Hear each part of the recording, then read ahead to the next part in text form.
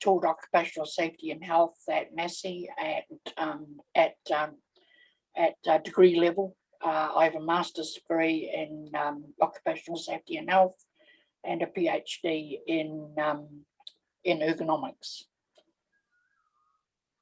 So yeah, I'm retired now. I've done a little bit of consulting work, not very much, but a little bit of consulting work, but that's sort of stopped now. So I'm in full retirement. Awesome. And retirement is not all it's cracked up to be, I can tell you. Well, we definitely appreciate you being here tonight. For those of you that might be new to Zoom, if you do have questions as George is going through the process, you'll see down the bottom in the middle, there is a little chat box that you can click on, and that gives you the option to ask questions to George. But we will also have a question and answer session at the end as well. So please write down any questions, anything that's specific to your club or your particular area of need. We're happy to respond. Well, I think we pretty much know each other, everybody that's on. Fantastic. Okay, take it away, George. Okay, first of all, guys, welcome to this this seminar.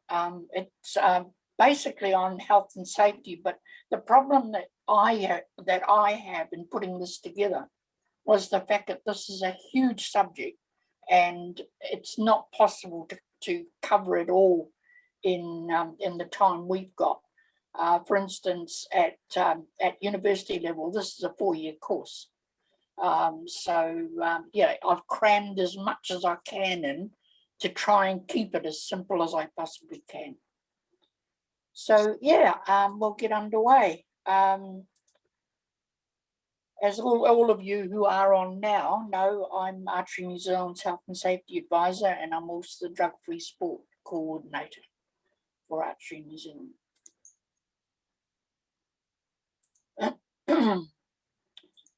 Now, before we go any further, we need to get some things fairly clear. First of all, what we've done as far as Archery New Zealand is concerned is we've based our health and safety plans on the Health and Safety Employment Act 1992 and the Health and Safety at Work Act of 2015. Now, the Act was largely updated in 2015, largely a result of the Park White River tragedy, which you've all heard about. So, and what it does is it applies to persons conducting a business or an undertaking. Now, the thing is that Archery New Zealand is neither a business or it's a PCBU, or person conducting a business or undertaking, and neither are our clubs. So that's where what we've done is to base our health and safety on the law, on health and safety law. So at least it gives us a framework to work on. But the kicker here is that we do have an ethical and a moral responsibility to ensure the safety of our members and to the general public. For example, somebody walks behind the targets while everybody's shooting and promptly gets shot by an arrow. You can imagine the publicity that would come out of that. That would come straight back at Archery New Zealand and at the club, and I can assure you that that neither of us can afford that kind of publicity. So that's the reason why we're doing this, is to make sure that we are operating as safely as we possibly can.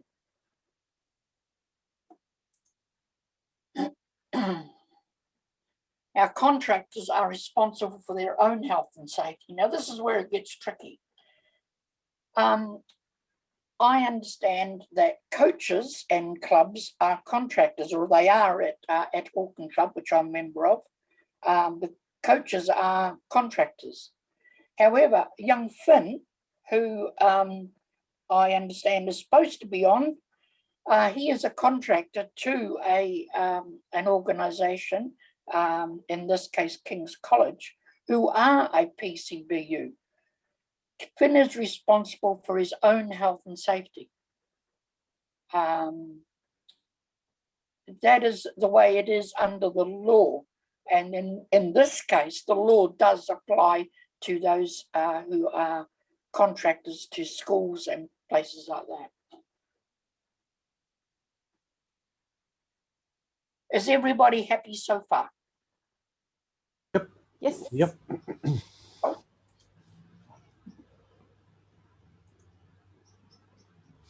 Now let's talk about hazard identification and control.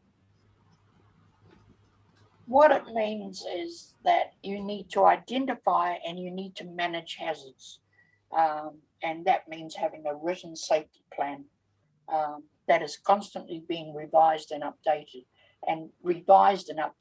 at least annually, so that it is all kept completely up to date. If a new piece of equipment, like for instance, you've got a lawnmower, you bring in a new piece of equipment such as a lawnmower, you need to update your management plan. Now, you've probably heard about all of the things that classic example is the UK of what is a hazard and what isn't a hazard. There's all sorts of things which people think are hazard when in actual fact are not hazard at all. And I can tell you that there was, up until a little while ago in the UK, a special government department set up to deal with that very subject, as to sift out what were hazards and what not. They've got a totally different system to us in that you can actually sue in the UK. You can't here.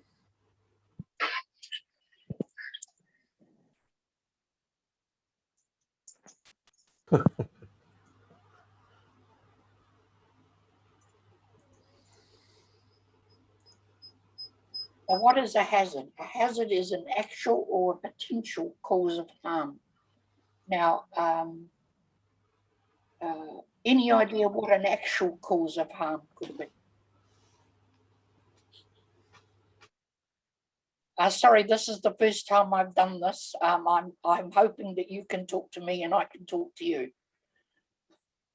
Yeah, everyone can hear you, George. They Oh, just need good. to take their microphones off and to answer the question. Any idea what an actual cause of harm would be? Yeah, an actual cause of harm may well. Hi, George. It's Lexi. Hi, here. Lexi. How are you? I'm well, my friend. I'm well. An actual cause of harm could be a visual hole in the ground on a shooting line. Something you can see. Yeah, and a potential. Could an arrow be a potential? An arrow could be. Someone shooting out of time. Sorry, Liz. Someone shooting out of time, i.e. on the red light. It's a potential cause. Yeah, it's a potential. You're absolutely right. Now, it can be broken down into several different areas. First of all, you can have physical hazards such as weights. A classic example of that is having a 10-year-old dragging a target from one end of the field to the other. Tripping over things such as cables, particularly during tournaments, they're definitely a hazard. Falls, people falling into holes, falling into ditches. Slipping on wet floors is definitely a physical cause of harm. Lighting, very poor lighting, where you can't see where you're going. Noise, loud noise. That's why we wear earmuffs when we don't wear earmuffs during shooting and archery, but some sports you do, such as shooting. Vibration is one that constant vibration. It is quite a major hazard, particularly those people who use power tools a lot. the vibration has been shown to literally stop the blood flow to the hands, and then they end up with all sorts of extra problems.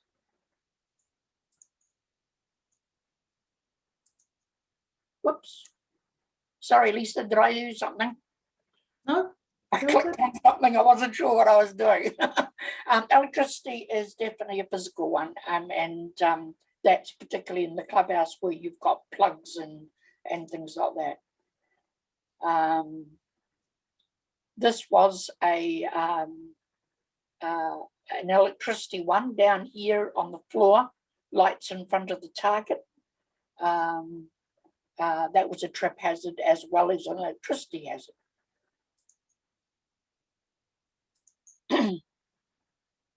Then you've got chemical. Now, the thing is with chemical, it doesn't really apply to us.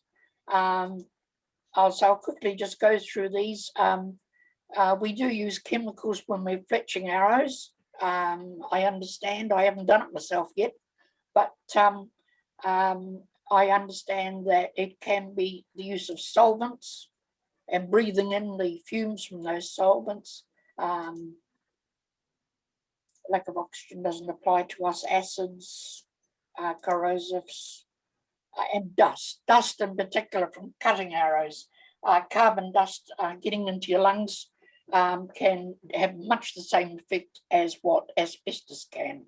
So that's quite serious. I would suggest, George, that sometimes in the containers there could be some hazards with dust. Yes. Opening of the containers would be an area. Yeah, absolutely. Smoke. Come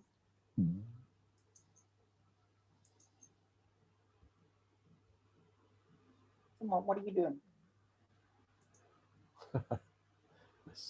Mists.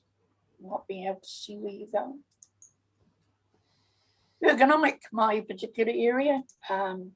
Workstations, okay, doesn't really apply to us. Work postures doesn't really apply to us. Overuse injuries, having somebody that's overbowed could very well is an overuse injury. George, that does apply. We have volunteers wielding hammers on an overuse basis to the extent that the end of the tournament they're actually injured. So I hadn't actually thought of that one, Liz. Yes, you're absolutely correct. Yes, absolutely. Your DOS, Yes, things like that, absolutely. and your admin team. Yep. And bits and pieces. So for Archery New Zealand tournaments, we could possibly, certainly the overuse injuries with our volunteers, putting targets out and things. Yeah. I'm coming to that in just a minute.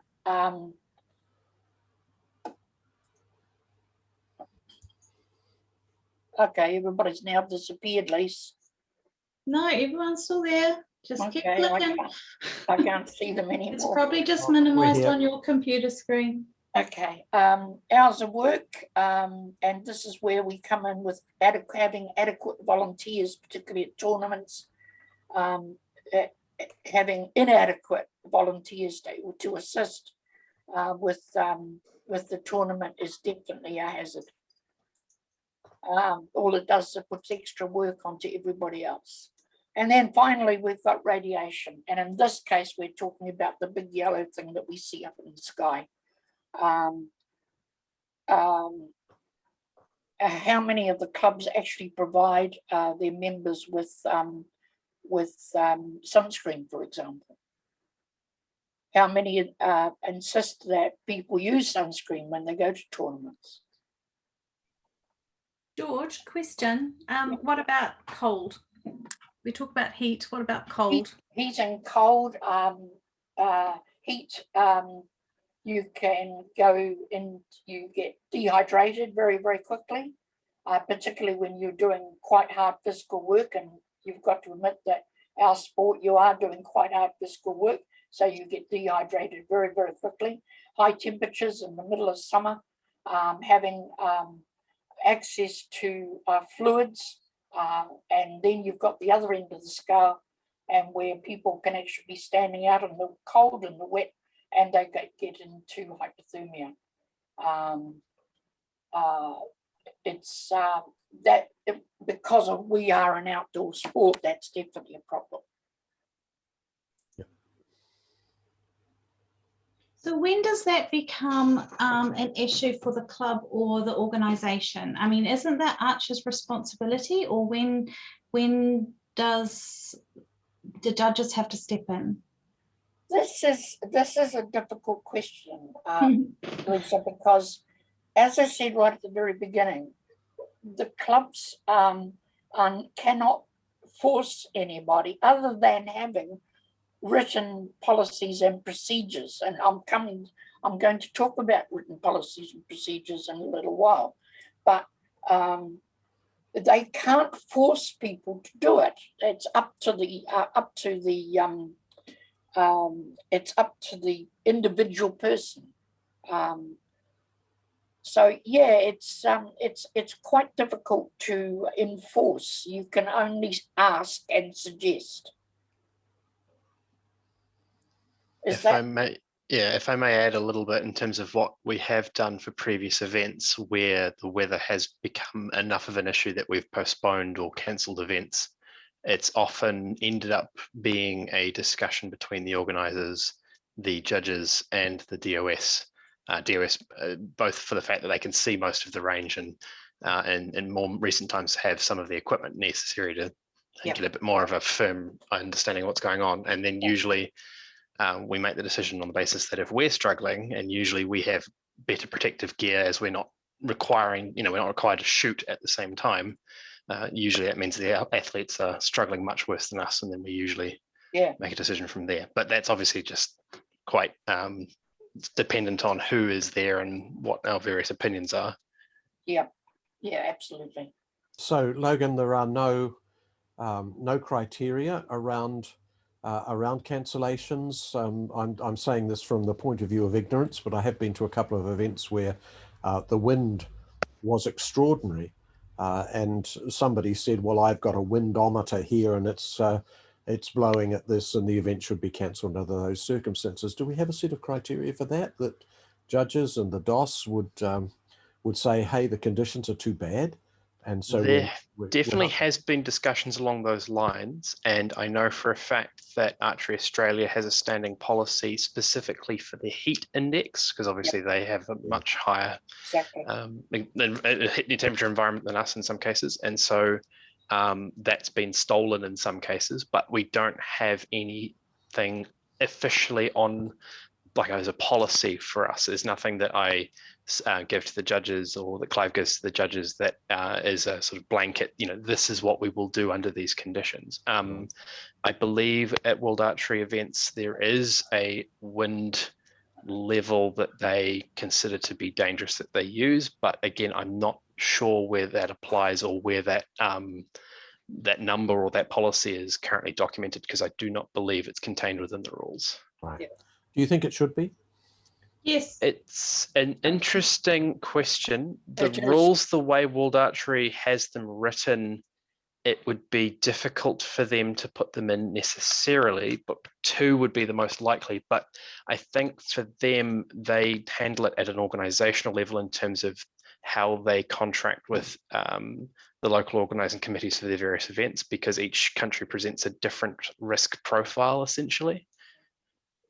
I'm just conscious that with some sports, marathons, for example, there is a particular temperature beyond which a marathon would be called off, and it relates not just to the temperature, but for the duration that the athletes would be exposed to that temperature. Yeah, the thing, guys, that I think we need to clarify here is with hypothermia. It is a combination of cold and wind, which takes which tends to lower the body temperature, particularly the core temperature, and that leads to hypothermia. It's a combination of combination of 3 things: cold, wind, and wet. Right. So if you've got those 3 things, and you've got people, for instance, in the South Island, shooting outside, and they're exposed to all 3 of those things, you've got to keep a very good eye out for signs of hypothermia. Thank you for that. But going back to the legal side of it, say we're down in Invercargill because it's cold and you can see someone, the conditions could be prone to contributing to hypothermia. Mhm. It would be very, very hard for the organisers or the club or the judges to call that off without some policy support, I would think. Because I was going to go, I've travelled down, I want to shoot. Yeah, I understand what you're saying. I honestly can't answer that question. It would have to be up to the organisers. Yeah. But is there any But legal all I fallback? can do is to say that those three things are going to lead to hypothermia. Right. Okay. And Is the there only- any legal New Zealand. fallback to the club or that if say 10 of their archers on a competition got hypothermia? Lisa, I actually think this is an ANZ thing for ANZ tournaments where ANZ leads with best practice. So if ANZ actually has like a couple of global statements or policy statements that, you know, because you can have wind at Auckland, which is different to wind where it's funneling through. You can have temperature variation somewhere else, which is different from somewhere else.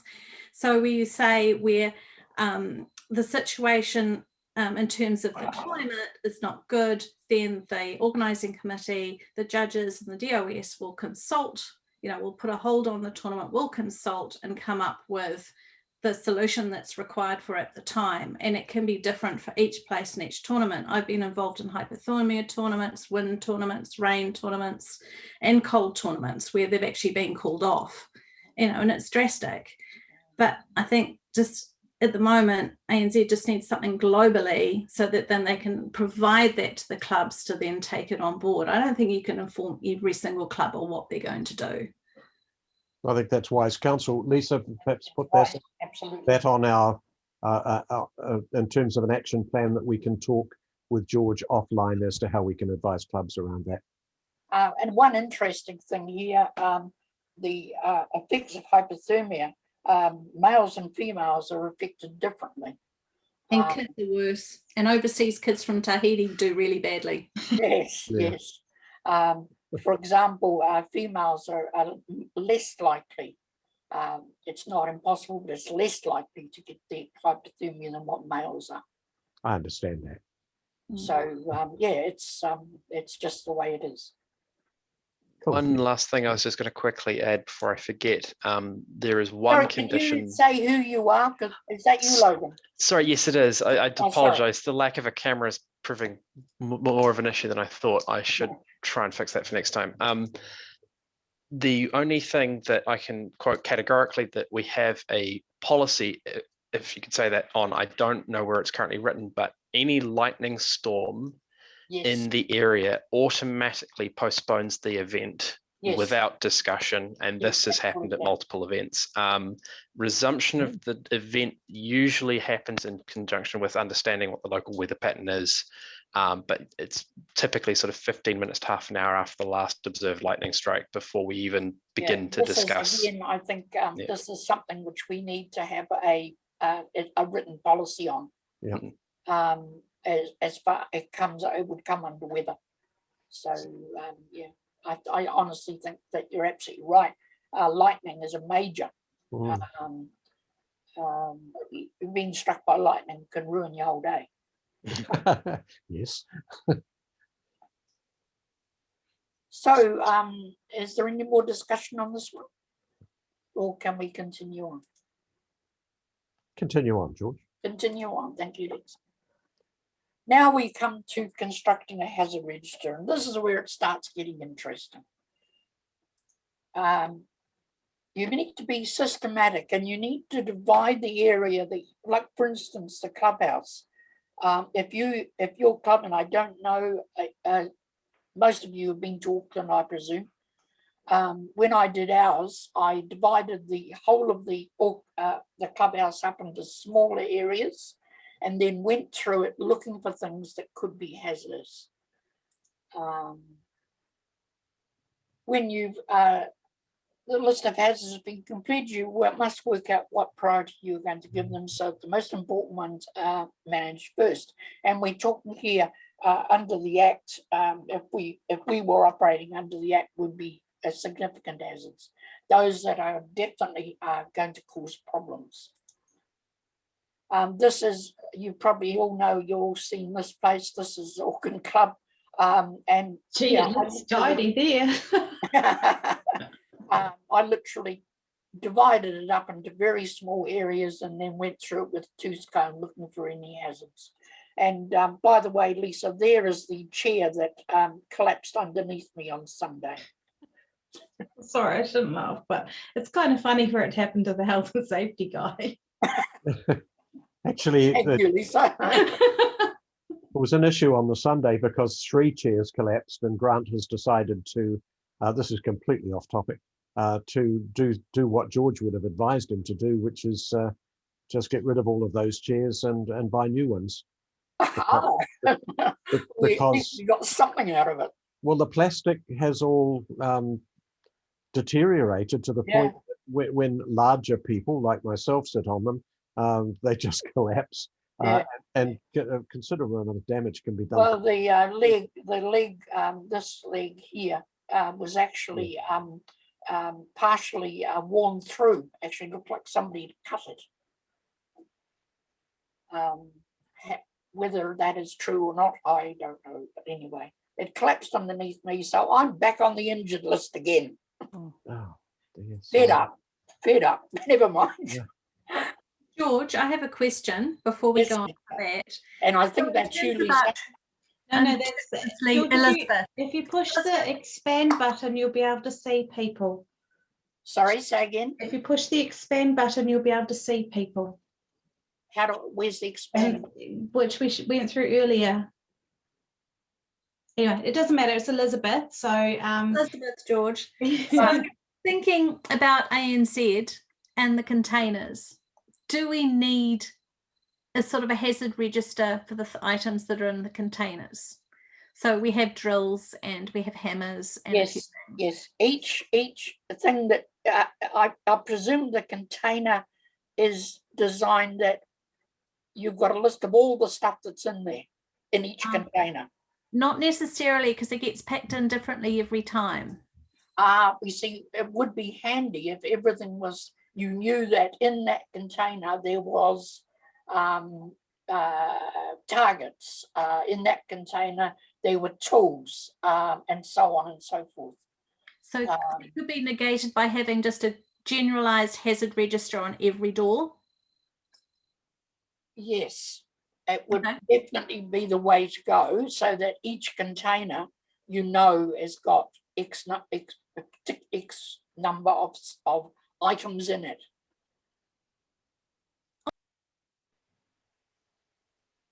Everybody's gone quiet on me.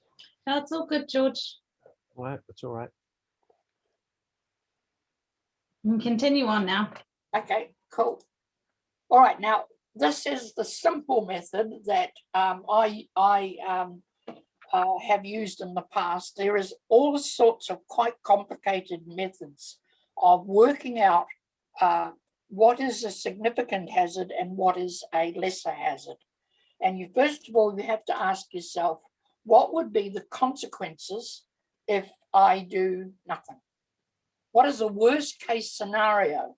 What are the consequences of this hazard? For example, the consequences of somebody being shot with an arrow are major.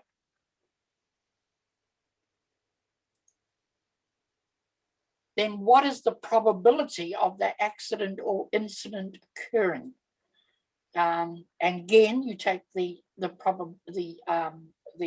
worst case scenario, and then what you do is you assign the consequences a score out of 10, 10 being the worst, and then you assign the probability a score out of 10. And then you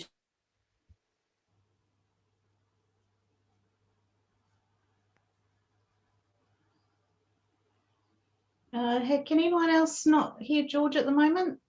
George, we've lost your I think he's frozen. Is he frozen? Yeah, I think he has. Yeah, I think so. Oh.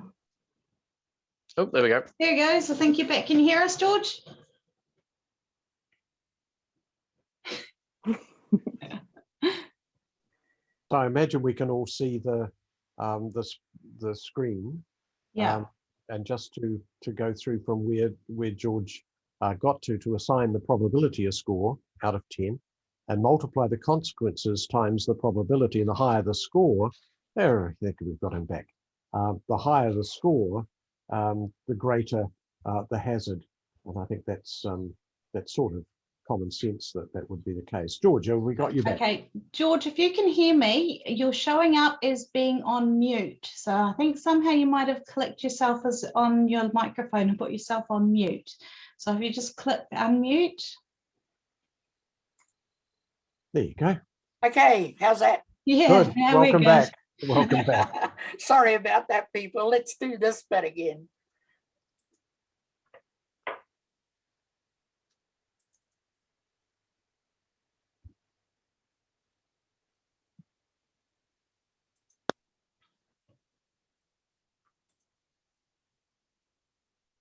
No, not from the beginning.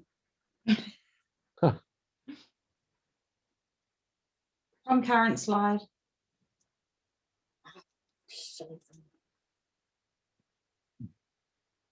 Sorry, guys. This is actually the first time that I've ever done this.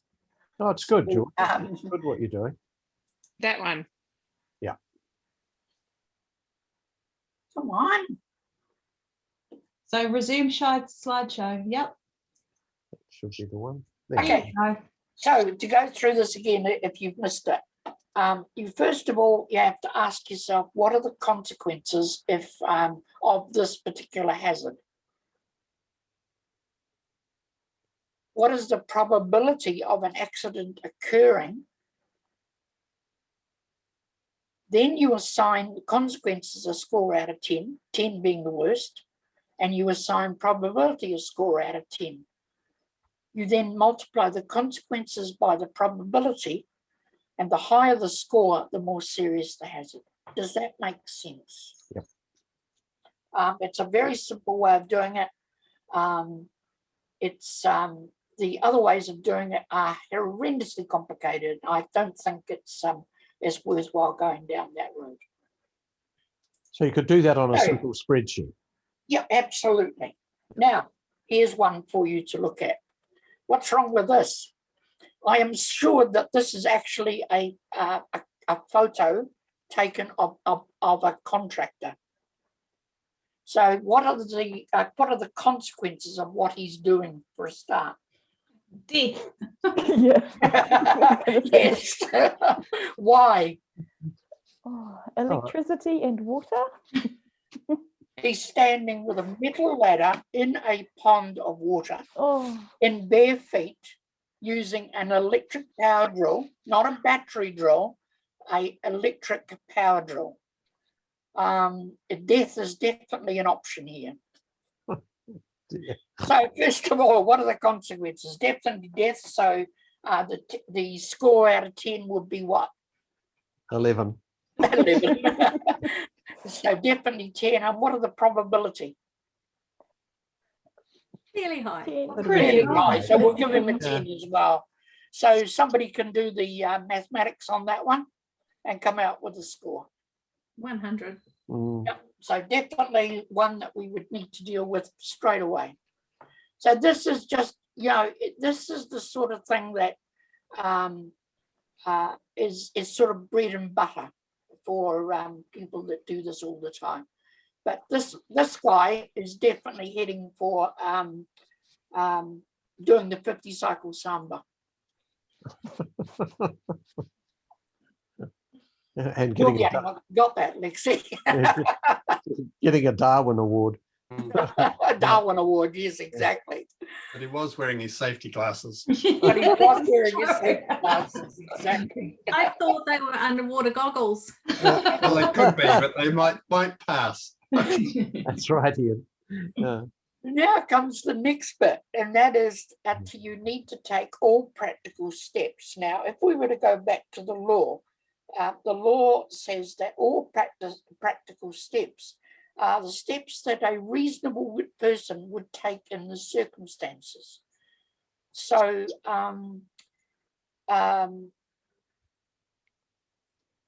this is what we need to do now with our hazards when we're, so what steps are we going to take to with the idiot on the step ladder?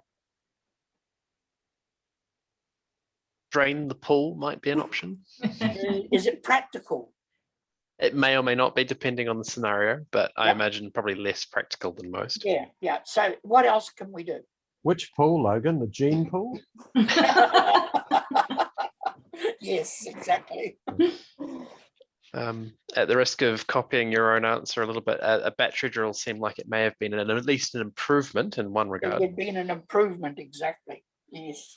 Some sort of isolation, like rubbering something.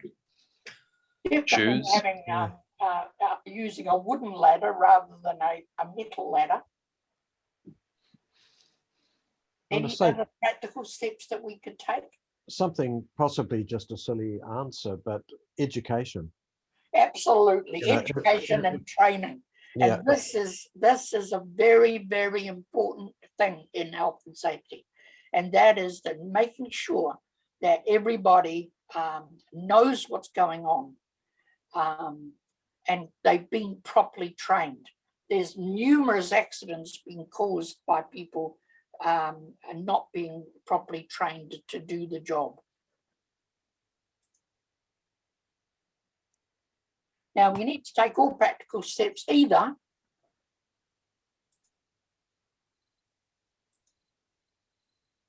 to eliminate the hazard, in other words, get rid of it completely. What could we do to eliminate the hazard with the guy on the ladder?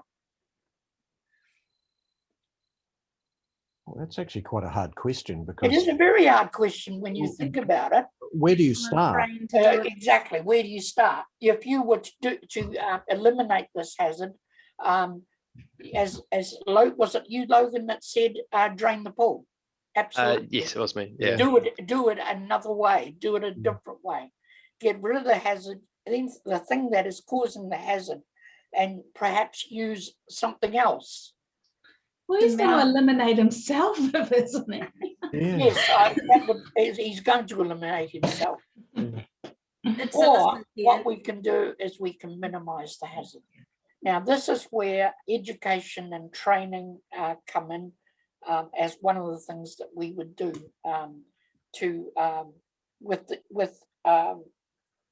in our clubs is making sure that everybody is trained and we've got written policies and procedures.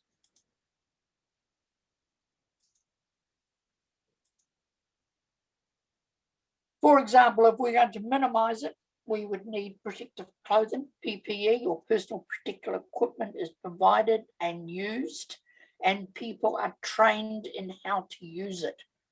Not all PPE fits everybody. Sometimes it means trying out various types of PPE to find something that fits somebody properly. Volunteers are properly trained and or supervised. How many of you can, I can remember one instance where we were going to get a rugby club to help with the setup of a tournament. Yep. Were they trained? Were they properly supervised? Did they know what to do? This is where this comes in. Yeah. I can answer that one. Up in Samoa, they got all sorts of people to come in and help. And the first thing we did was send most of them away to get shoes. Yes, absolutely right, Liz. You're absolutely right. Having somebody volunteering to help, wearing no shoes, absolute disaster waiting to happen. If you have, like with a club, for example, I'm thinking Auckland Archery Club, when they have a working bee, it's a pretty constant workforce. You can guarantee there'll be these 20 people who will volunteer regularly. You put a spreadsheet together with a list across the top, which says, and a list down the side of names, a list across the top. These are the things we need to have people trained in, and you simply put a tick in the box of people who've been trained, who've got first aid, who can drive a heavy vehicle, that sort of thing. So you've got a growing and evolving spreadsheet of skills and talents and capabilities in and around this work. Always worries me when I see a working bee and people out there with chainsaws and doing all sorts of stuff, which they're very manly things to do, but how much training have people got? You give me a chainsaw, I could do monumental amount of damage with it because I have no idea how they work. We've got, I know at Auckland, we've got an area in the lounge area of the Auckland Club where we've got tools. Now, how many of the people that use those tools have actually been trained to use them? How many are there, is there appropriate PPE? And the thing is with PPE, it has to be appropriate to the use that you're going to put it to. For instance, if you're going to be grinding, you'll need safety glasses, and you might need a dust mask because you're grinding carbon, for example. So yeah, it opens up a can of worms here. And Lexi, you're right. It's a good way to do it is to actually put it into a spreadsheet. Has Joe Bloggs been trained to do this, this, this, and this? Has Fred Flintstone been trained to do this, this, this, and this? Any new hazards are identified and the risks identified and incorporated into the hazard register, and all the volunteers are informed. And one of the things that comes up, have you brought in a new lawnmower, for example? And has it created new hazards to the old one that you had? It's quite a good example of what we might come across. So yeah, you've got to look at any new machinery, equipment, plant, tasks are assessed before use. Safety control practices are established for each one.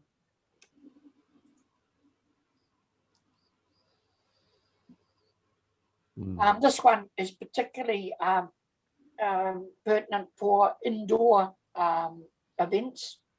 Are there emergency exits? Are the emergency exits kept unblocked? And do you have evacuation procedures? For example, who decides when you're going to evacuate? Is this the judge's job? Is this the DOS's job? George, sorry, Elizabeth, in terms of the DOS, a lot of those conditions are already laid out in the World Archery rules.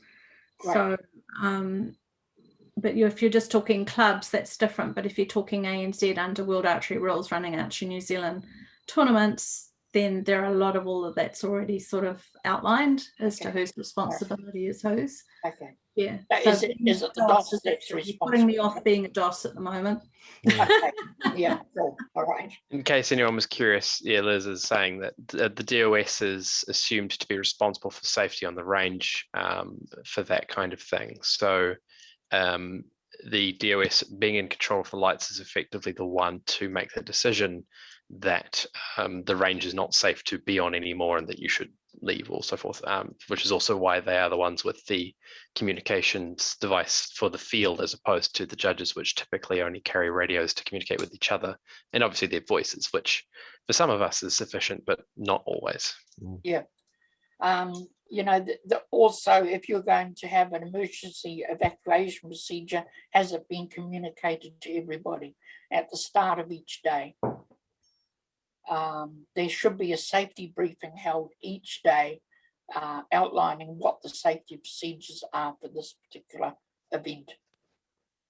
Yeah, Elizabeth again. Yes, George, on any of the big tournaments, I have to hold the health and safety documentation with the DOS. Has to be read, has to be available, and yes, all of those things happen. Shouldn't really start an ANZ tournament without that being produced in any way, shape or form. Absolutely. Yeah. And Elizabeth communicated to the athletes, and I have to say, on the occasions that I've seen you as chief judge or Pete McLean has been the DOS, that is done. And it always makes me feel really happy as a person, older person sitting in a chair, to know that stuff and to hear it repeated. So I think in a situation where it's very easy to go, hell, nobody's doing this stuff, to be able to say that our senior people taking on those responsibilities are actually doing them really responsibly, and as long as the athletes actually listen and take that information on board, that's going really well. I think that is, and so compliments for that. It's really successful. Again, the accepts best practice. If Archery New Zealand is supporting DOS training, judge training, all that sort of thing, and that's seen more and more often, then these things tend to trickle down and people expect to have them there, and then when they're not there, they question why. That's right. Yeah. Policies and procedures. All of your policies and procedures need to be in writing. If anything goes wrong, you've got to be able to produce what your policies and procedures are. If you ever get asked by, and this is by people like the Department of Labour, and in the event of them becoming involved in an investigation. In this case, we would have to conduct our own investigation. So all your policies and procedures must be in writing. And does anybody know where to keep the unwritten rules? Very, very, yeah. Anyway. A question that currently haunts my nightmares. George, it's Kelly Atkinson here. I wonder if there's any guidance about where those policies and procedures need to be kept or how they need to be kept. So we're trying to move, we're always, I think all of us trying to move to more electronic systems of recording things. So we've got folders and websites full of policies and procedures. Are there any rules that say there have to be paper copies, or there have to be copies easily produced, which is quite open to interpretation? Yeah, they would need to be, Kelly, available for everybody to actually have access to them. Because then you can say, well, there's no excuse for not obeying this particular policy or this particular procedure. Okay, so but if everyone that they applied to, sorry, go ahead. Sorry, Kelly. So if, for example, everyone that the policies applied to could reasonably be expected to have access to them on a club website in a place where we knew that they could get at them, that would be sufficient. Exactly, that would be quite acceptable thing to do. The other thing, of course, is to have paper copies as well as electronic copies, so that they're kept somewhere in the clubhouse where everybody can have access to them. Sure, as long as you keep the paper ones up to date. Just on that note, if somebody was to like electronically sign as having read the electronic copies, would that be sufficient enough to protect the club? There has to be a way of confirming that people, for instance, when somebody joins the club, they should have access to the most important policies and procedures, and then they sign that they have actually read them. Whether that is electronic or whether that is on a piece of paper when they join the club, when they fill in their application form, they would be given a copy of these policies and procedures. Thank you. Yes, no? Elizabeth just raised an important point in chat. Who reads all the terms and conditions before signing? That is always one of the challenges. Well done, Liz. Yes, absolutely right. Yes, yes, there's not too many people that read the small print.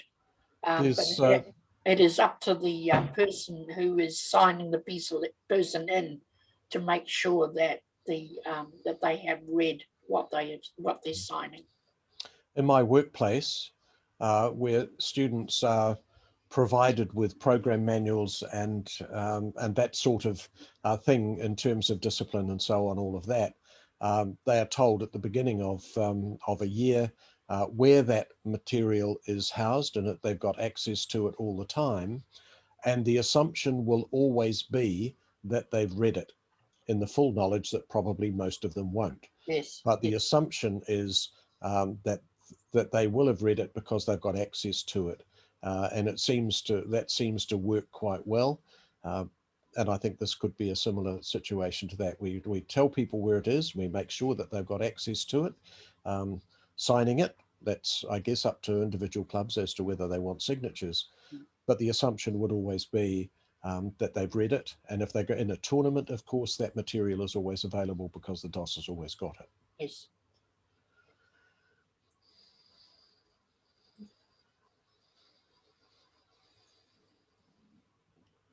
Now, in future, all World Archery registered events in New Zealand shall have a health and safety plan completed at least 4 weeks prior to the event and forwarded to ANZ, Archery New Zealand, for approval.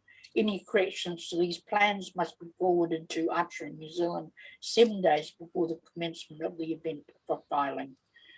This is the where we would like to go from today onwards, is to have safety plans for every event which is World Archery registered. So just a question, in the future is a very indeterminate date. Do we have a date when we should be compliant with this? Well, this is something, Lisa, which we didn't discuss. Yeah.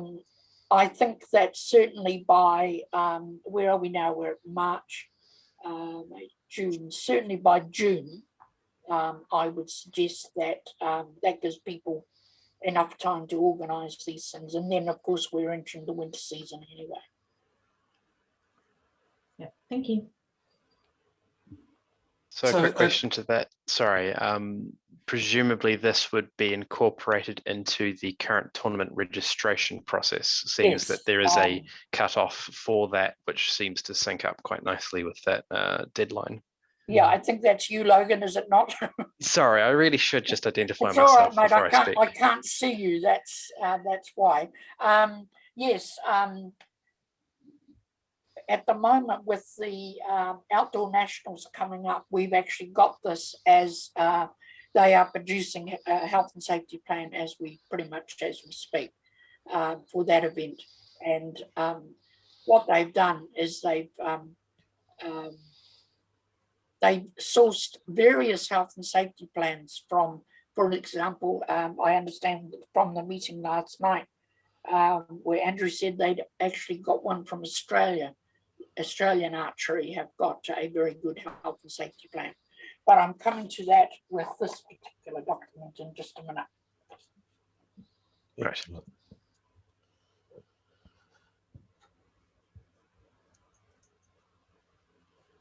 And it's called a RAMS, a Risk Analysis and Management System.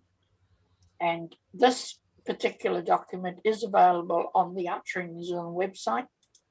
And it actually sets out all, and you can use this. All you've got to do is to delete the stuff that we've put in here. This is just an example. For example, we've got here, what are the risks? Accident, injury, other forms of loss.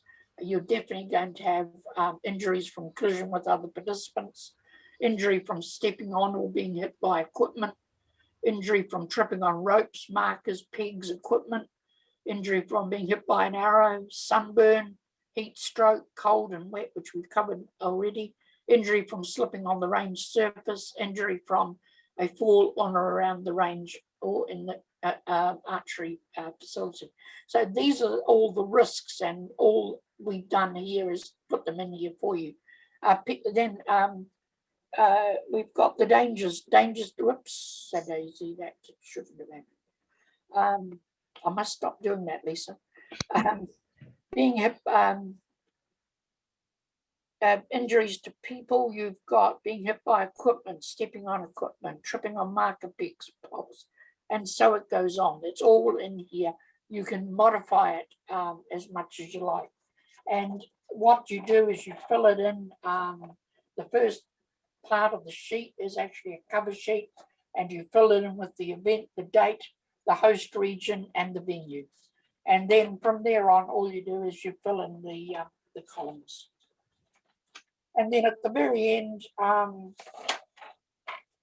the back page here, all you do then is to send it off to Archery New Zealand. In that case, it's me, and I either accept it or reject it, and also make any comments that I want. If I do reject it, it is simply so that we can make changes to what you've already got.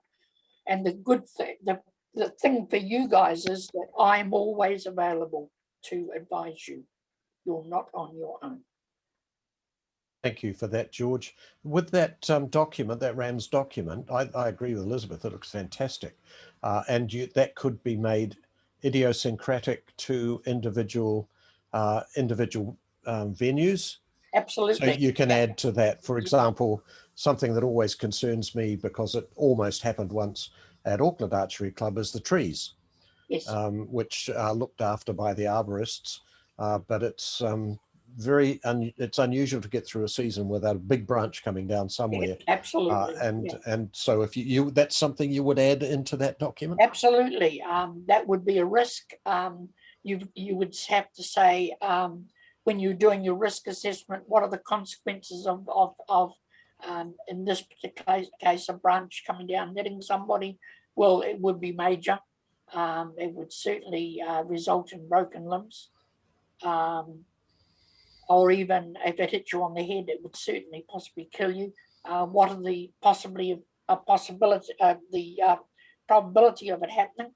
In this case, you've then got to think, what is the probability of this happening? I know that at Auckland, with those trees, the oak trees, we lost 3 large branches last year. So what's the probability of that happening? It's something which you would need to decide at the time. I'm just going to interrupt there. Kelly's raised an interesting point. Is there any reason that health and safety plans for each event could not be made public on the Archery New Zealand website? While we have no problem with that, it's really important that people don't just download a form and don't actually engage with it and think about what is specific to their particular club. And so we'd probably leave it as a guidelines to kind of force the clubs into just thinking about what is specific to their club, because whatever we created is not going to cover each club 100%. Absolutely. All I've done is I filled it in so that you've then got something to work from. You delete all the stuff that's in here that's not pertinent to your particular situation. And just every single club is going to be different. Yes, and it's not yet on the Archery New Zealand website, but it will be very soon. Yeah. And probably the most important thing to advertise is George's availability. Yeah. The fact that we have a resource available, a gentleman who's been teaching this for years, is the PhD in it, and on those grounds alone, I think we can safely say that we're very, very fortunate. There's not many organisations that have a resource like that. It's very generous of you, George, to thank you to make yourself available for this. You're too kind. Yes, I am. George, can I ask you just a general question, looking at that RAM? Oh, hello, Ian. Oh, sorry. Yeah, it's Ian. Looking at RAMs, so some of the terminology used on the left-hand side there is different from the terminology you were using earlier on and talking about hazards and consequences, hazards and risks associated with consequences. Are we talking 2 different things there? You're talking generally in the beginning, and now you're saying that this is sort of the template? No, what we're saying is that you would work out what your hazards are. You would then go through the process of assigning each individual hazard a score. Then you would go from there to the next step of either eliminating it or isolating it, and you would record that in here. For example, the first one here, sunburn. What would you do about the sunburn? the consequences of that are quite major, not just immediate, but certainly for people in the future. What is the probability of it in the current climate? It's pretty good, particularly with the ozone layers, etc., etc. So there's one hazard, and you would then record that after you've done your score. You don't record your score on this particular document. You would do your scoring elsewhere. Okay.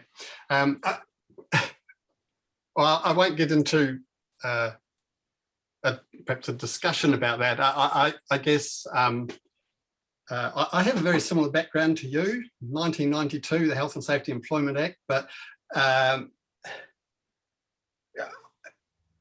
yeah, as long as it's very clear for clubs as to what they are to do, and so if we're looking at an organisation, a club that has to have health and safety plans for tournaments that are run under the ANZ wing or a World Archery wing, and for example, last December, the Turbine tournament in Palmerston North is run as a World Archery event.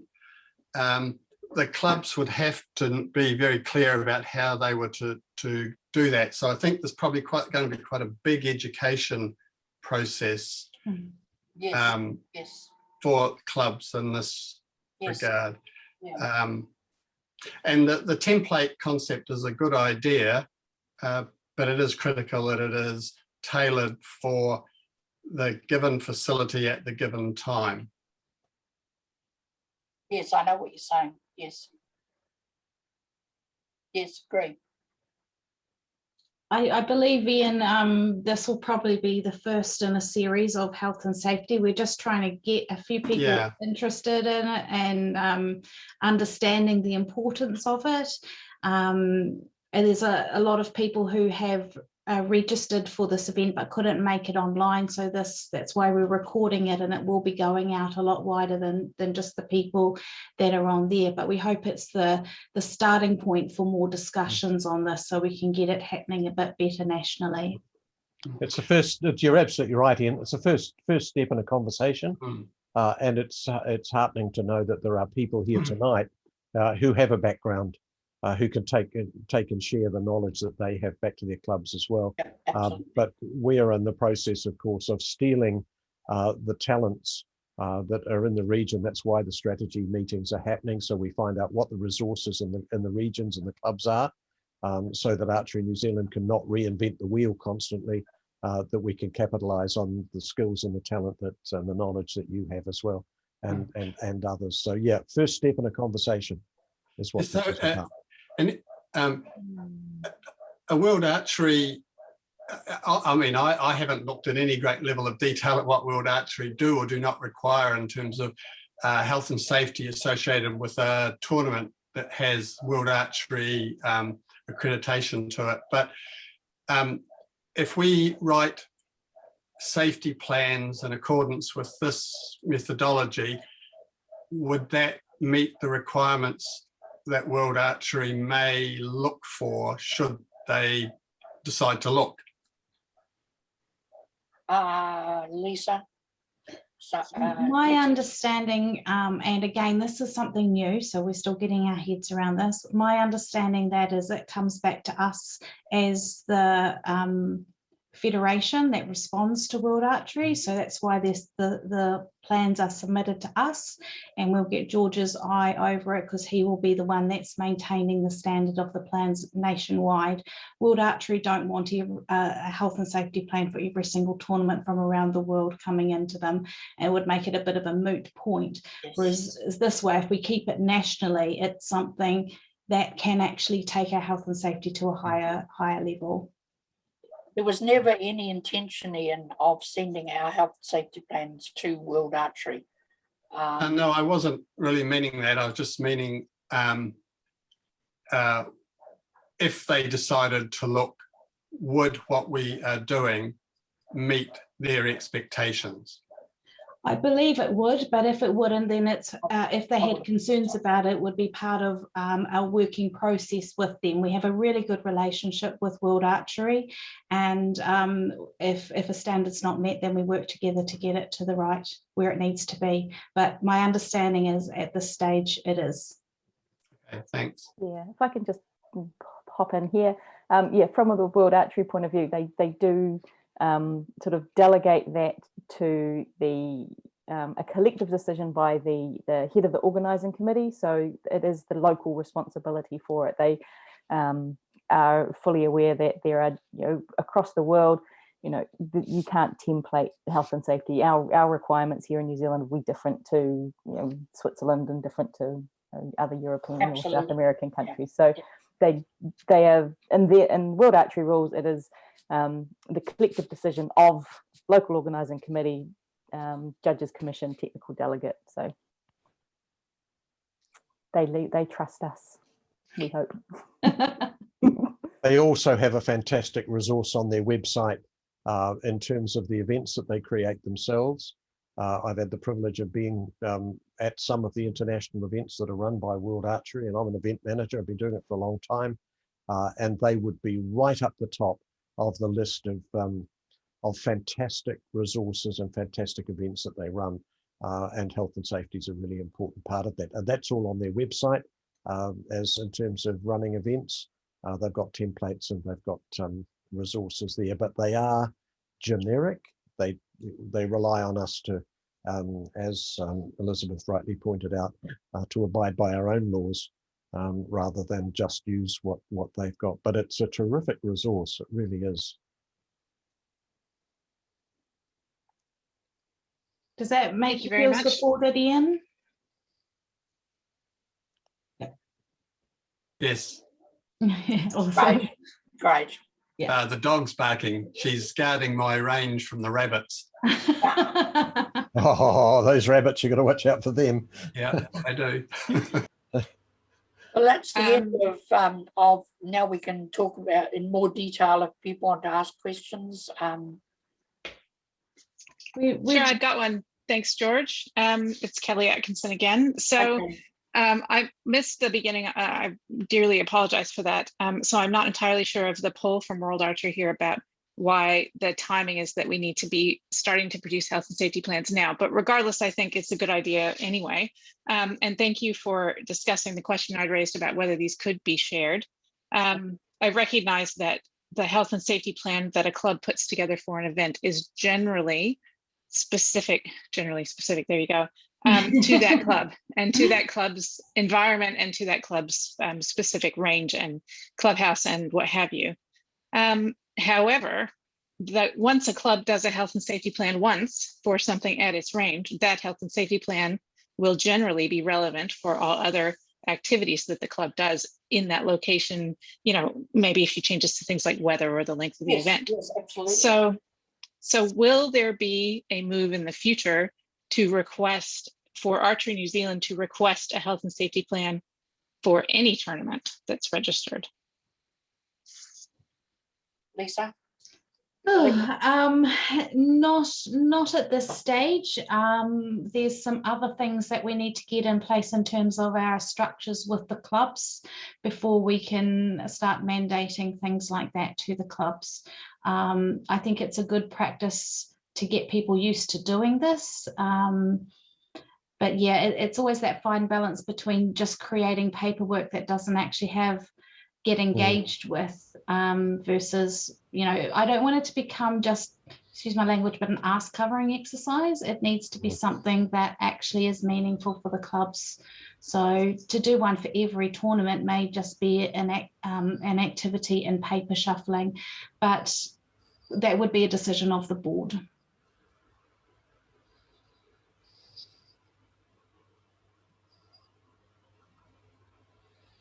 Anyone else? Yeah, it would seem to be something that, and you touched on it, Kelly, that you've got a model for a tournament. For example, your tournament this weekend for young people. Every time you do a one-day tournament like that, you know your range, you know your club rooms, you know all the resources there. It may well be simply a matter of just reading it through and going, is there anything here that's changed? What do we have to do to update that? And then that then becomes the template for that event. And I guess over a year, thinking of Auckland Archery Club, because Auckland seems to sometimes host events for, like Caveman event, for example, the ADAA tournament recently, where they're actually acting as a host for another organisation. Those events happen every year. That health and safety plan would probably just be able to roll over unless there have been any major changes. So otherwise, it just becomes just the most extraordinary labor-intensive activity that would just drive people away from the sport if they had to do that all the time. And we certainly don't want that to happen. No. Is that fair enough comment, George? Yes, absolutely, Lexi. Couldn't have put it better myself. Absolutely. But the thing is also, guys, is that the idea with this is that it's not just for events. Clubs should also have their own health and safety plans, particularly where they've got a clubhouse and they've got resources in that clubhouse which could be hazardous. So it's not just for events. We would like the clubs to have their own health and safety plans in place for their own particular clubs. So this I think that's a good. Sorry, go on. I think it's a good goal, and it's certainly something that clubs should be thinking about from a governance and management level anyway. As clubs approach this new requirement that many of them will see as a new requirement, I think it is important to stage the requirement, as you've indicated, will start with World Archery Register tournaments, and there are some clubs that run heaps of World Archery Register tournaments, so they'll get to this quickly, and some others don't ever run them, and so they won't meet this requirement until such time as they either do a World Archery Register tournament or the requirement changes perhaps down to other levels of tournament. Elizabeth's commented as well that she thinks it would be best to start with tournaments that are held under the Archery New Zealand banner, which I assume means major events, because otherwise all tournaments are under the Archery New Zealand banner somewhere, unless it's a club shoot. So in rolling this out, which again, I think is a good idea, I just want to caution that you will get people from clubs saying, well, does this mean I'm going to have to give you a health and safety plan for every tournament in the future, right? People are going to ask that. So it's good to be prepared for those different viewpoints from clubs that may not have any experience with this sort of thing. Absolutely. I just come back. I agree with you, Kelly, because otherwise people are just going to go crazy, and it will actually put them off running their own tournaments, and that's exactly the opposite of what we're hoping for. We absolutely do not want this to become a chore and a bore. We want this to become just part of your preparation for an event. I think the thing you've touched on, George, which I think is important, and we've got club presidents here and people are on club committees and boards.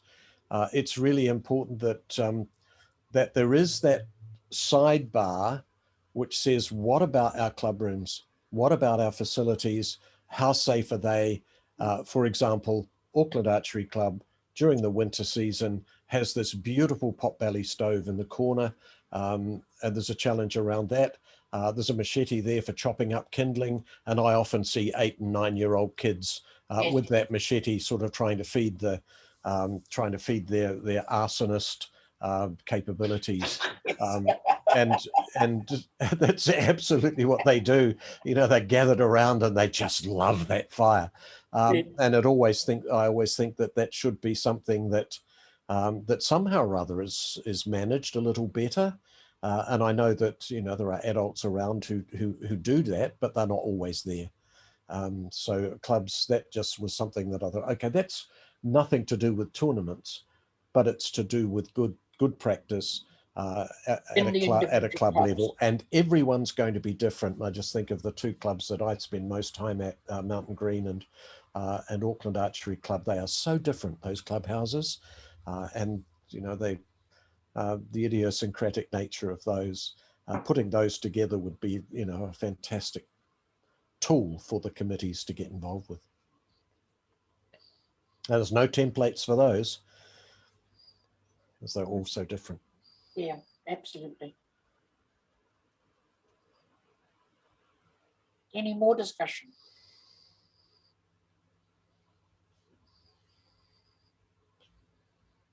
I just want to say, from the Auckland Archery Club tournament coordinator perspective, putting the hazard management plans together for events, the first time was a big learning curve, but then after that it is it's not onerous. So someone who's been through that process and with, you know, a lot of support from Dr. George, helping me put those things together, just to reassure people that, yeah, there's a little bit of learning the first time out for those who haven't engaged with it, but after that it's a lot of common sense, and that's something that's quite easy to put together, and it just becomes part of the process now for any tournaments that I put together, that there's, you know, a risk assessment and a hazard management plan that's just easily flows as part of the process. Yeah. The thing is, guys, this is not rocket science. This is it is common sense, as Push says. It's so yeah, it's anybody can do it. All they've got to do is have the will to do it. Yes. And see the importance, be encouraged to see the importance of it. Can I just jump track just a wee bit? Right at the beginning of this session, George, which has been immensely helpful for me, and I'm an event manager, I do this stuff all the time, but I suddenly go, oh yeah, a field tournament is so different from a target tournament. Yes. And we've suddenly I went, oh, how does this apply to bare bows? Or what's, you know, what happens if you've got a crossbow? How do you fit those things? I have no idea the answers to that, but I know that in terms of contractors, you talked about Finn being a contractor for his school. He's been invited back to be a staff member on the PE staff of King's College, which is really innovative of them to do that. But what's come out of that is that King's College has no health and safety plan for archery. It's just tucked away in a nice little corner of the school. They've cut down a whole lot of trees and used to stop the arrows, and they don't anymore. So there's likelihood they're going to end up out on the street. Now, Finn picked that up. He talked to you, had the common sense to talk to you. Does that qualify as hazard identification, the fact that you have written a plan for the school? They haven't implemented it yet, but if somebody said, well, do you have a hazard plan? And have you identified your hazards? Does having the plan in the first instance qualify as hazard identification? Firstly, Lexi, we're talking here about King's College. King's College is a PCBU, a person conducting a business or undertaking. They should have their own health and safety plans for all of their activities, whether that be PE, whether that be science, whether that be any of the other sports. They should have their own health and safety plan. All of the hazards identified, if they're worth anything at all. Well, they have now. Thank you. Thank you for that. That does raise an interesting point, because there's more and more people working, like, you know, people who are accredited Archery New Zealand coaches working in schools environments. And I know that there's more requests coming through. Mountain Green, I think, is probably doing the most that I'm aware of in Auckland. But I know that there's certain clubs down south that are doing the same. So what would Archery New Zealand's link be in regards to health and safety to have Archery New Zealand accredited coaches working in those environments? Is there a link, or is it something that, you know, should we be offering guidance to the coaches going into those spaces? Or I know that there's some people who have raised the issue with, and they go, well, we're not a PCBU or a business, so it doesn't apply. But ethically, is there something that we could do just to give a little bit of guidance to coaches going into those spaces to say, hey, make sure you look at these things, or please consider these scenarios when you're in this place? Because coaches going into that environment are contractors to that environment, that school. yes, the contractor is responsible, as I said right at the very beginning, is responsible for their own health and safety. However, the environment in which they're going to work has to have their health and safety plans, and you've got to be able to say, well, I'll show you my health and safety plan if you show me yours, sort of thing. And then, you know, does their health and safety plan go along with what I have got in mind? But the important thing is that the contractor is responsible for having their own health and safety plan. So, sorry, say that again. They are responsible for their own health and safety. so if, for Under example, New Zealand law. because the you know, this particular law is quite unique in that you can have multiple respondents to a complaint. For example, it's not just going to be the school, it's going to be the contractor, it's going to be the board, it's going to be with multiple responders. Yep. Then our contractors, our coaches that are working in those environments have to be exceedingly cautious about their own legal positions around right. that. That's an area that I think we could be perhaps a little bit more judicious in terms of the advice we give to our coaches. But it is very new what's happening. So maybe this is an action plan point, Lisa, that we need to have a look at. Do the coaches that we know of that are working in schools, do we know if they've got their own health and safety plan? Because they are definitely operating under New Zealand health and safety law. There is absolutely no question about that. I think we can say with 99% certainty that they do not have their own health and safety plan. Yes. Yeah. And In fact, they will not even know that it's a requirement of any kind. Yeah. And the 1% is Finn, and you've provided him with that. So there you go. But that's a starting point. You're absolutely right, Kelly. That's a starting point. So we really do, if we're providing the service to clubs and members that we aspire to providing, we've got to get into that space, I think, and probably do so quicker, sooner rather than later. Yeah, so there's probably something that we need to factor into the coaches training for new coaches coming along, and I would say probably a refresher session for those who are already accredited coaches. Yeah, that's exactly what I was thinking. Yes, absolutely right. Yeah, absolutely. Do you have a list of who all those people are, Kushla, or are they? I've got a list of the coaches, but I don't know individually where people are working. If they're working as contractors outside or not. That's an email might be able to sort that out. You have a question, Elizabeth? I can see you waving your hand. So hi, Elizabeth. Going back to George's comment very early on about the risk of being shot by an arrow. So under World Archery, it is the DOS that's responsible for that. Now in New Zealand, we have a few trained DOSs, but a lot of the competitions under World Archery rules are just run by a local person who turns up and pushes the button on the day. Do they actually realise that they are actually responsible for the health and safety of the tournament? If they're watching this, they do now. They do now. Because it's quite interesting, but overseas, there are very few, in bigger tournaments, there are very few people who will take on the DOS role. They take on a judge role, they will not take on a DOS role for that exact reason. They do not want the responsibility of the health and safety on their shoulders. I think a number of the go on. Just it cascades over to the discussions we had about strategy and who is in archery in New Zealand and who is not, because an awful number of the DOSs that I see in events in the Wellington Association are not members of New Zealand Archery. And I do recall, I may get this a little wrong, but I do recall that at the last Wellington Association AGM, a question was asked about training of DOSs, and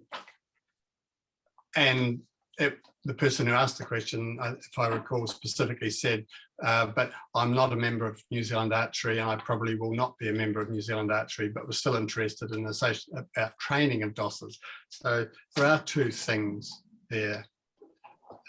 that's important. And I mean, in some ways, it's very similar to the question about coaches. So coaches may be accredited by New Zealand Archery, but a coach who may go and do some work in a school, are they doing it under the auspices of New Zealand Archery?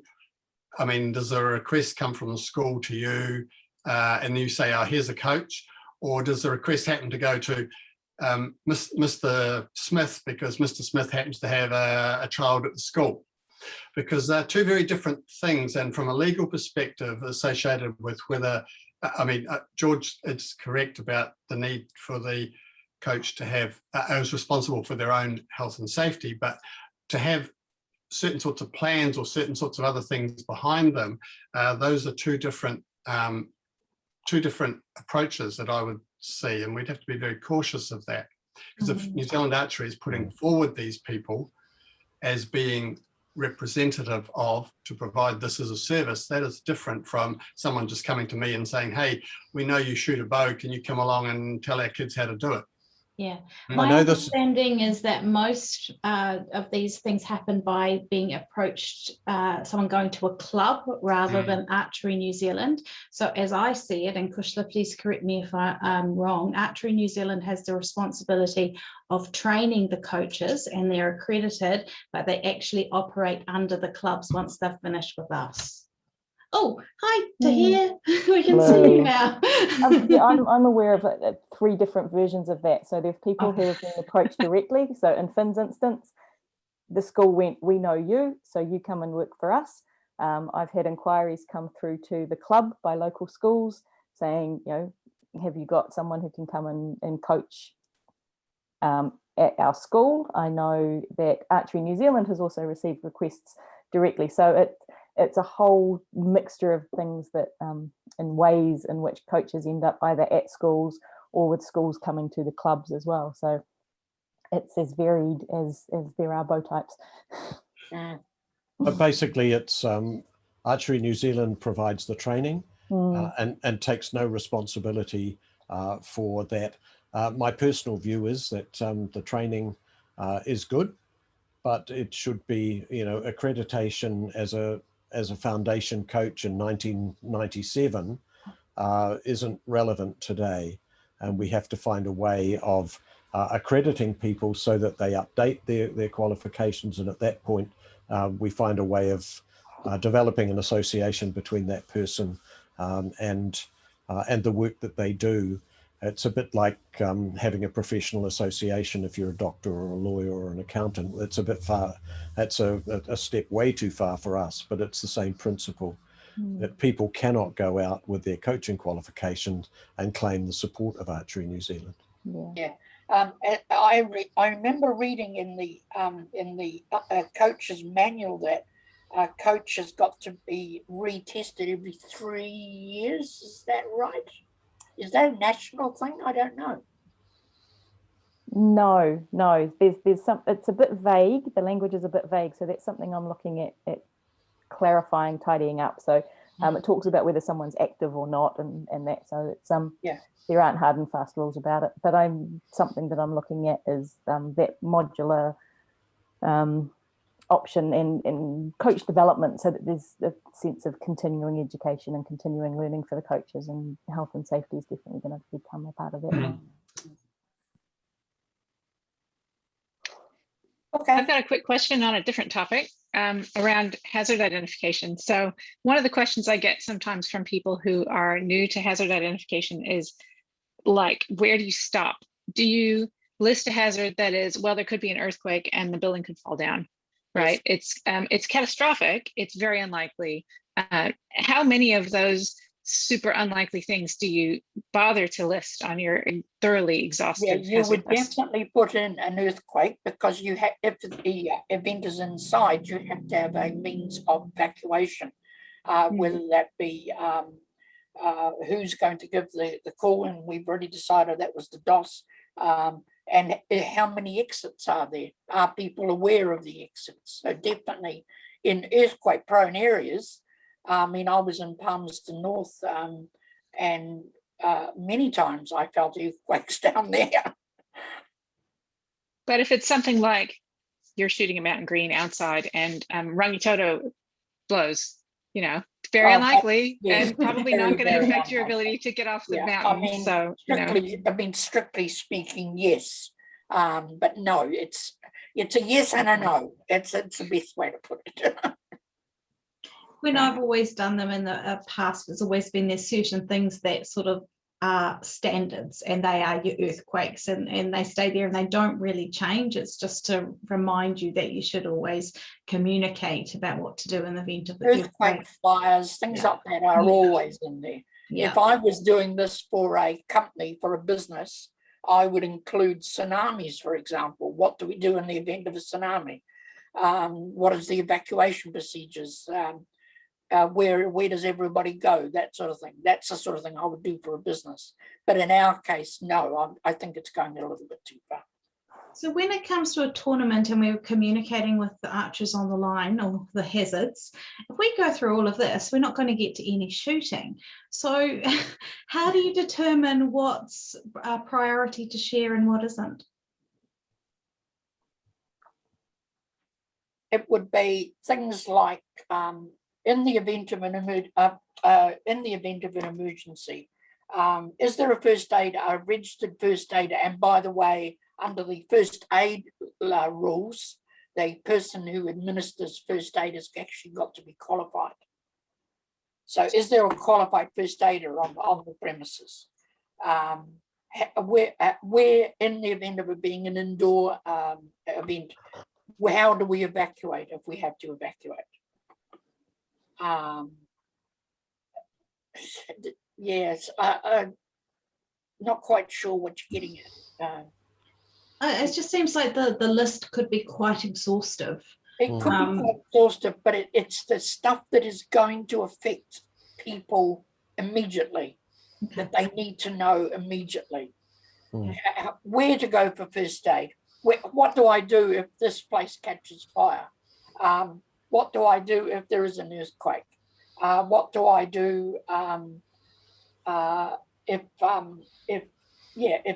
we need first aid because somebody is passed out or whatever? So yes. Awesome. It's a movable feast, that, isn't it, George? Because 5 years ago you wouldn't have had pandemic on that list, And you certainly wouldn't have had pandemic. and now it's the top thing. It is absolutely right. Yeah, it's quite likely that that list of things could come from a club going through the exercise of doing a SWOT analysis, and not just making a list of things, but working out a contingency plan for the things that are identified in a SWOT analysis, which is the essence of a SWOT analysis, not making a list. It's what do you do if these things happen? yes. And you're never going to get everything. You're never going to get everything. It's not just not going to happen. No, absolutely right, Lex.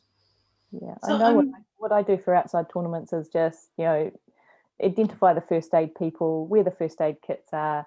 Other than that, if you've got a problem, please speak, get the attention of a judge or the DOS. And then I tell people that the full hazard management plan is inside and pinned to the whiteboard. So they have been told, but I'm not reading out the whole list of what those hazards are and what the And I can assure you that the plans that Cush does are brilliant. Yes, but I look at them and I say, yeah, it's absolutely great. I'm very conscious that Kushla's plans might be good, George, but I would take her to task about one thing. In terms of hazard identification, have you got wasps on your list? I'm only talking about the tournament ones. Okay. It was but yes, at the club that was identified and it has been dealt with. So okay, that's good. Sorry, that was a facetious. That was on Tuesday. Yep. Yeah. So I'm very aware we could keep talking about this for a very, very long time. This is going to be the start of many conversations. Is there any final burning questions before we start to wrap up, because it's getting past bedtimes? Oh, you go to bed early. Well, maybe it's more about I've got other work to do. Yeah. dinner time. Oh, that's right. Forgot about that bit. Just one thing for me. Hi, George. I'm from Dunedin. Hello. I'm the tournament organizer there. One of the issues we have with our range is at the furthest distance, 90 meters, about 30 meters behind and 10 to 20 meters to the right of the target, we have the Chingford stables. And there's an area where people can stand behind and watch. And it is, in essence, in view from an archer shooting. So what would we do for that? Would we just try and move the targets out? Because the grounds are owned by the council. And we've been trying to sort of work things out with them to sort of give us more autonomy or sort of first priority when it comes to the safety of the grounds, rather than being a situation of we don't bring the DC any money, so we sort of have to wait for an accident to happen before they do something. So how would we solve that? No, we don't want to wait for an accident to happen. There are rules over that. Yes. If you would like, if you want to, could you put something in writing and send it to Archery New Zealand? They'll send it to me, along with preferably some photos, so that I can have a look at what the situation is. I don't know. It's too complex for me to work it out now. All right. So if you could put something together and send it through to Archery New Zealand, I will certainly come back to you with some sort of plan. But Elizabeth, there are some specific World Archery rules around that, isn't there?